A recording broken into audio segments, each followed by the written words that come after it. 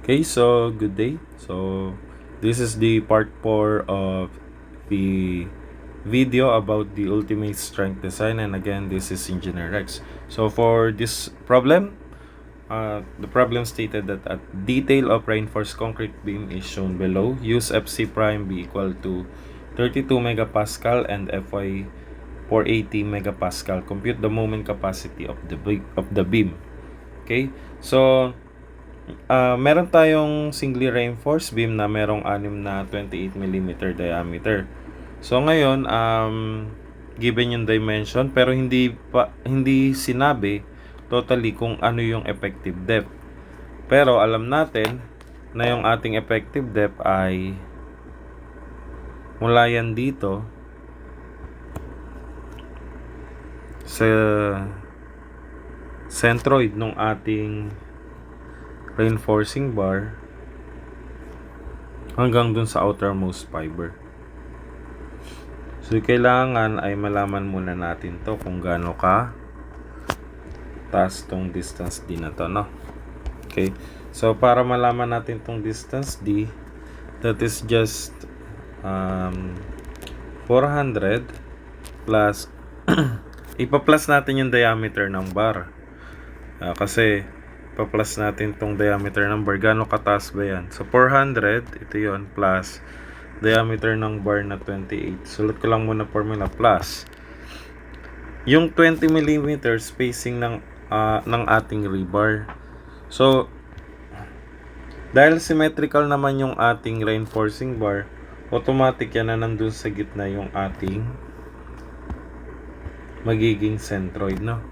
So ilan ba ang centroid na 20? So that is 20 over 2. Okay, so to compute for this, so that is 400 plus diameter of bar is 28 plus the depth, the value of 20 over 2 is 10, no? So the total depth here is now equal to 438, okay, millimeters. Then for the, dahil alam na natin yung depth, so we now solve for the value of the depth of the compression block. So kung medyo sanay na kayo at na-visualize nyo na yung stress strain diagram nya, pwede naman na directly na tayong mag-compute ng kanyang value ng kanyang mga A, yung beta sub 1, C, no? So let's try to compute, pero again, first step natin, assume muna natin na tension steel yield, no? So that is Fs is greater than or equal to Fy. Okay, so use Fy tayo, no? So summation of forces horizontal is equal to 0. So kung na-imagine nyo na yung stress diagram, that is 0.85 Fc prime AB is equal to A as Fy. So 0.85, what is the value of Fc prime? That is 32 megapascal. Tapos multiply by A, multiply by the base B na 300 is equal to 6 pieces na 28mm diameter. So tapos 480. Okay, so here we can solve for the value of A. Then the value of A here is 217.32 millimeters. Okay, so from this, meron tayong value ng A. So ang formula natin ulit ay A is equal to beta sub 1 times C. Okay, so kailangan alam na natin yung A. So para ma-solve natin yung C, dapat ma-solve muna natin yung beta sub 1. So solving for beta sub 1, okay, pag beta sub 1 ay greater than 28 megapascal but less than 55 megapascal, no? So review nyo yung nandun sa first part ng ating video. Ayan, no? kapag yung beta sub 1 natin is in the range of 28 and 55 megapascal, so ang gagamitin nating formula ay itong pangalawa na. Yan. Okay. So 0.85 minus 0.05 FC prime times FC prime minus 28 na over 7. So lagay natin yung formula. So that is 0.85 minus 0.05 over 7 FC prime minus 28. So substitute lang po natin. 0.05 over 7. Ang FC prime ay 32 minus 28. Okay? So computing for the value of beta sub 1, this will give us 0.82.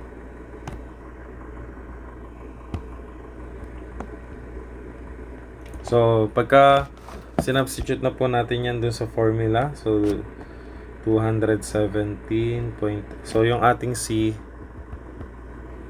is equal to A over beta sub 1.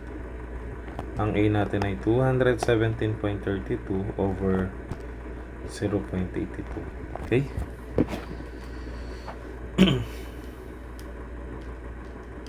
So ang lalabas na value po ng C ay 265.02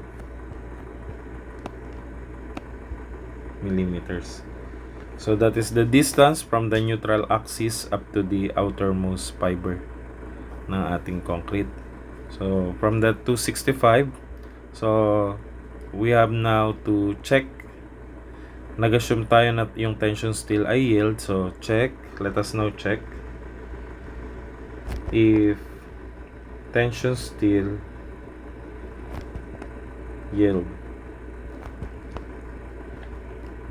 So dapat makompute natin dito yung Fs. So Fs is equal to 600 D minus C over C. So this becomes 600. What is the effective depth? That is 438 minus yung ating C na 265.02 all over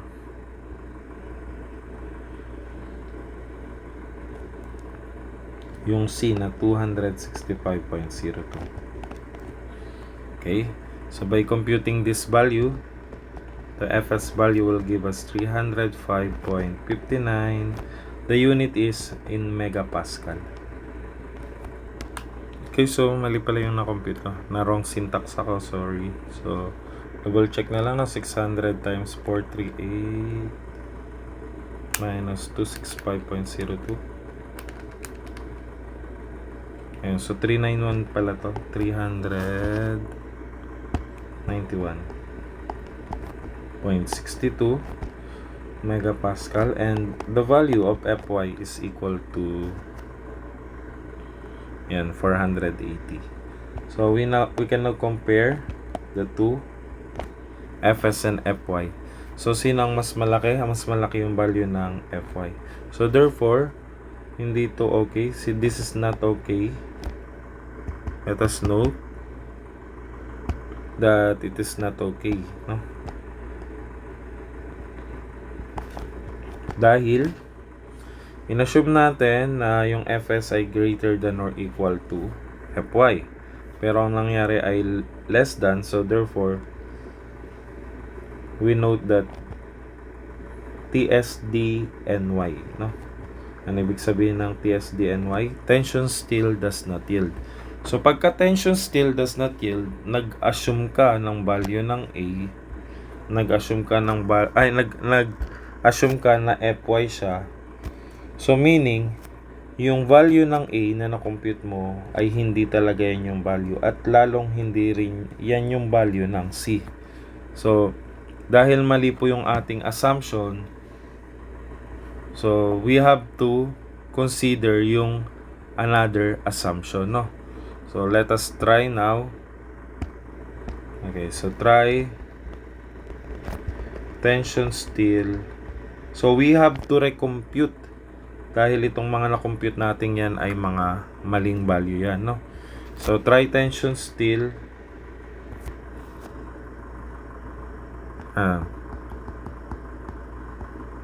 So try compression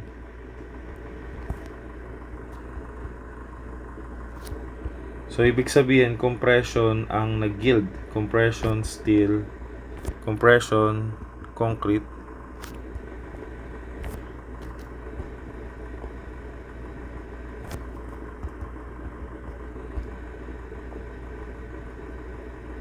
yield.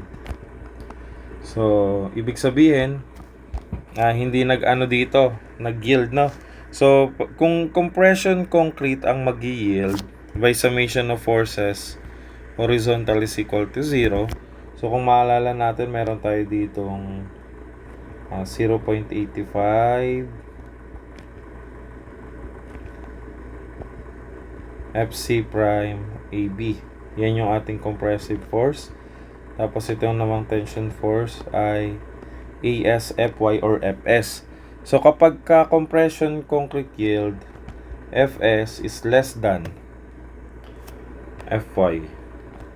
So, therefore, ang gagamitin natin, use FS. Okay, so AS, FS to. So that summation of forces horizontal 0.85 FC prime AB is equal to AS, FS. Okay?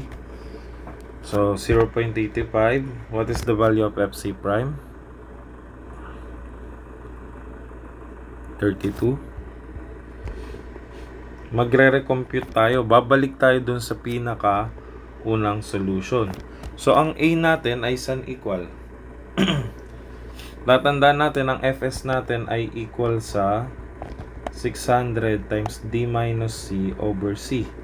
So mas maganda kung yung A ay palitan na lang natin ng in terms of C. No? So gawin na lang natin, ang A kasi natin ay equal saan?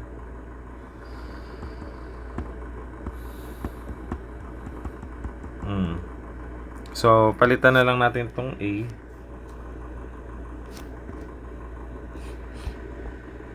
ng sige, ganyan na lang. Tapos saka na lang natin palitan mamaya pagka sinulat natin. So yung ating base B is 300 multiply is equal to AS. What is the value of AS? AS is 6-28. So pi over 4, 28 squared. Tapos this is 600. What is the effective depth? 438.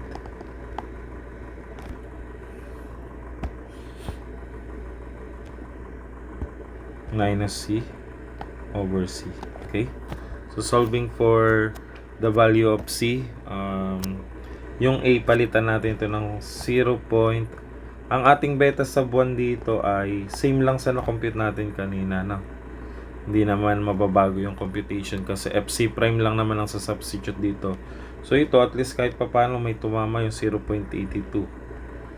0.82 tapos so yung A natin ay equal sa beta sub 1 times C. So that is 0.82 of C. So palitan natin tong A ng 0.82 C. Okay? So by solving this equation, pwede na po natin itong ma-shift solve yung ating value ng C. O pwede rin naman na yung A yung ma-compute nyo in terms of A nyo yung C dun sa Fs. No? So solving for the value of C. So ang ating beta sub 1 ay 0.82. Okay? So, shift solve na lang po natin to.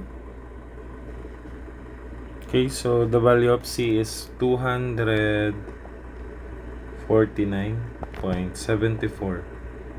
millimeters. No? So, iba siya dun sa na-compute na value ng C. So, kung yung 265 ang ginamit mo, mamamali ka sa computation. No? So, therefore, yung ating A value is beta sub 1 times C. So, that is 0.82 multiplied by 249.74. Okay? So the value of A here will be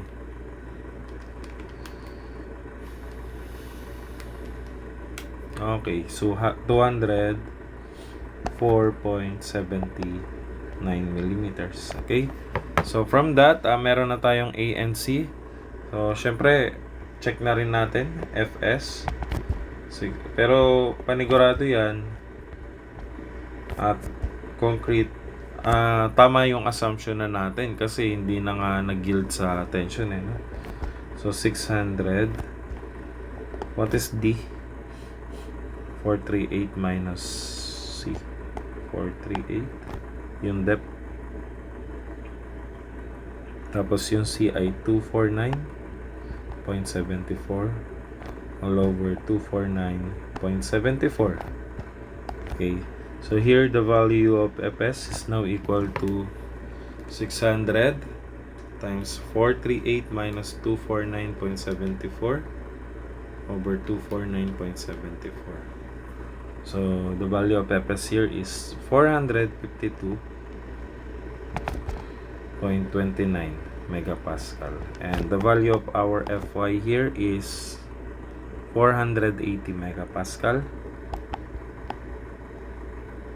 So it is less than, no? So tama na yung assumption natin dito. So use Fs in this computation. So okay, compression steel yield, no? Compression concrete and the tension steel does not yield. I mean, so meaning pwede rin pala dito try compression concrete yield o kaya try tension steel does not yield. So hindi bibigay ang concrete, so ibig sabihin sa sobrang dami ng bakal na 28 mm ay hindi na mag-yield ang concrete, at yan ang iniiwasan natin, ang over-reinforced concrete, kasi pag masyado ng marami ang bakal, ganyan ang mangyayari. Yan yung sinasabi ko dun sa first discussion, na pagka masyadong marami ang bakal, ang unang bibigay ay yung ating compression concrete na. So yan po yan. Then dahil na-compute na natin yan, so pwede na nating ma-compute yung ating phi value. So yung ating ultimate moment, design moment capacity of the beam. So kung moment capacity ang tinatanong dyan ay phi mn. Okay? So what is the value of phi mn? So that is phi.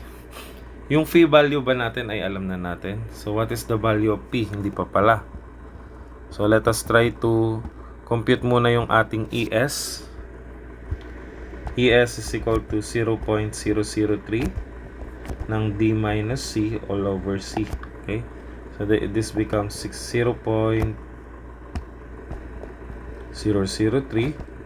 What is the effective depth? 438 minus 249. So yung na-compute nyo kanina, palitan nyo lang natin yung 600 ng 0.003. So the answer will give us 0.003.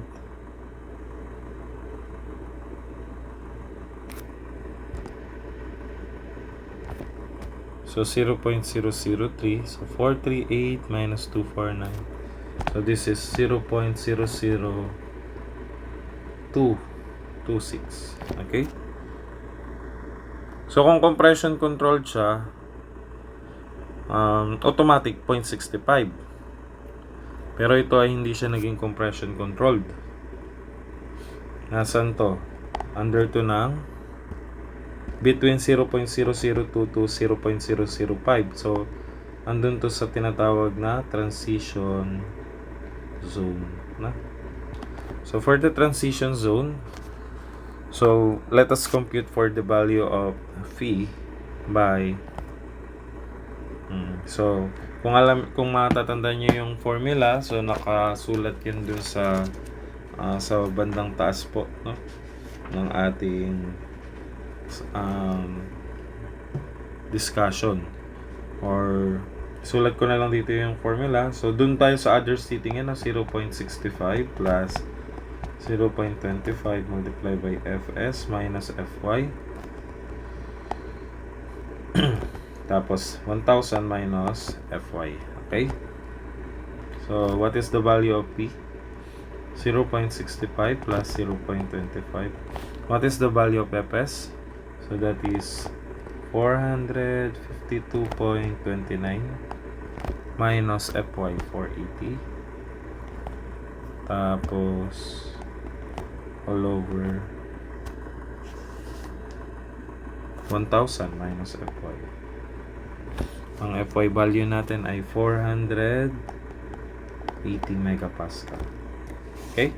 So, computing for the value of P, this will give us 0.65, 0.25, 452.29 minus 480 over 1,000 minus 480.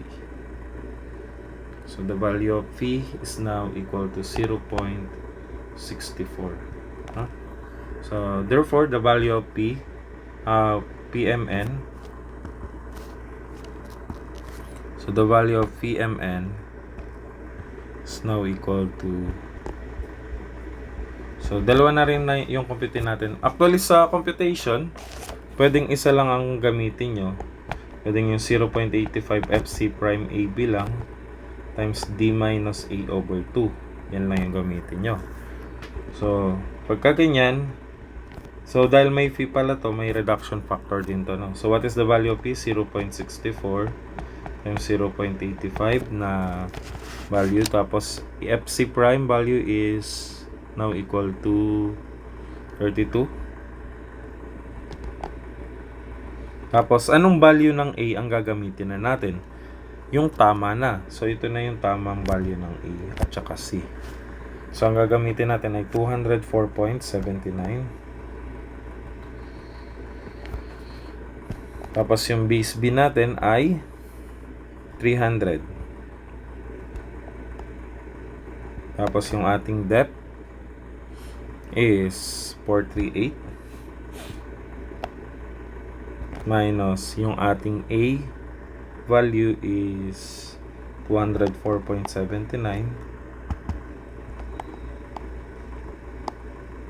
over 2. Okay? So, let us compute for the value of PMN. Okay, so the value of PMN is now equal to, so gawin na natin kilonewton meter, no?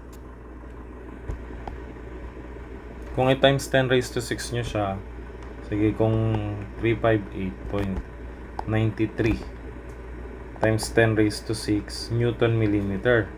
So, 358 million yan. So, the value of PMN now is equal to 358.93 kilonewton meter. Okay lang naman na yan na yung solution nyo, pero kung gusto nyo pa na ma-check yung sagot nyo, meron namang alternate approach, no? Yung PMN is equal to, paano naman kapag tension ang ginamit? So, tension times yung lever arm na Z. So, ito ay Phi multiply by C multiply by Z. Compression ang ginamit dyan. Dito naman, kung tension ang gagamitin natin, so this is Phi, ito ay ASFY or ASFS na. So, ASFS na ang gagamitin. Hindi na po FY kasi ang FY ay ginagamit lang kapag nag-yield. So, since hindi siya nag-yield, FS po ang gagamitin natin. Tapos, D minus A over 2. Okay? So, what is now the value of Phi? 0.64. Tapos, how about the value of area ng steel? So, pi over 4. Ilang bakal na yun? 6 na pirasong 28. So, pi over 4, 28 squared. Tapos, yung value ng Fs natin ay ito. So, 452.29.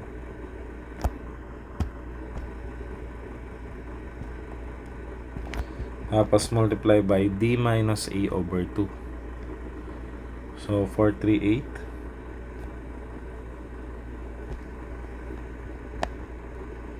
Minus kalahati ng A. What is the value of A? 204 point. Ito yung check pala dapat. 204.79. So, dapat parehas po ito para masabi natin na tama yung sagot natin. So, yan yung checking dyan, no? So, kahit walang suggested answer yung book, ay malalaman nating tamang sagot natin kapag nagparehas ang value ng ating PMN kung compression or tension ang ginamit natin, no? Yan ang kagandahan kapag sa USD. So the answer is 358.91 kilonewton meter, no? Okay, so tolerable na yan. So 0.02 kilonewton meter lang naman ang pagitan, no? So which one, kahit alin dyan sa dalawang yan yung piliin yung sagot, okay lang naman, no?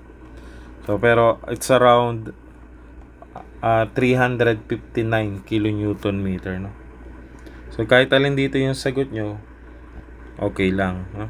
Kung gusto nyo parehas yung sagot, i-try nyo mag-memory ng sagot, no? Magkakada sagot nyo ng A, i-memory nyo shift store A, ganyan, no? So mapapansin nyo pagka nakastore kayo ng mga value sa mga calculator nyo, parehas yung sagot. Okay, so this is now the value of PMN, 358.93 kilonewton meter. Pero again, ito ay under ng compression ng ating tension steel does not yield. So hindi mag-yield ang bakal dyan. So ang mangyayari ay magkakaroon ng crashes dun sa ating concrete. So medyo delikado pagdating sa construction. Kaya pagdating sa design, hindi po natin again ina-advise to. We have to redesign this, no? Kapag ganyan ang nangyari sa atin sa actual na computations, kailangan i-redesign po natin yan. Hanggat maaari dapat tension steel yield. Kaya ngayon yung laging assumption natin na tension steel dapat po ay mag-yield, no? So yan lang po for today's video, and I hope you learn a lot from this video tutorial, and thank you for watching. Again, this is Engineer Rex. So see you soon sa mga susunod pang video ng ating RCD. So again, thank you.